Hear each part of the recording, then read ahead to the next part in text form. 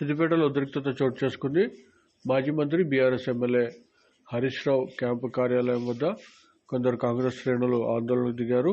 Congress party 2 లక్షల రుణమాఫీ చేస్తే రాజీనామా చేస్తానని చెప్పిన మాజీ మంత్రి హరీష్ రావు కాంగ్రెస్ రుణమాఫీ చేసిన నేపథ్యంలో హరీష్ రావు రాజీనామా చేయాలని ఆందోళన చేయడమే కాకుండా ఫ్లెక్సీలు ఏర్పాటు చేశారు. దీంతో కాంగ్రెస్ శ్రేణుల ఆందోళనను చూసి బీఆర్ఎస్ శ్రేణులు కూడా పెద్ద ఎత్తున అక్కడికి చేరుకోవడంతో ఉద్రిక్తత నెలకొంది. పోలీసులు రంగప్రవేశం చేసి ఇరు వర్గాలను చెదరగొట్టారు. ప్రస్తుతము హరీష్ రావు క్యాంపు కార్యాలయానికి పెద్ద ఎత్తున బీఆర్ఎస్ శ్రేణులు చేరుకుంటున్నారు.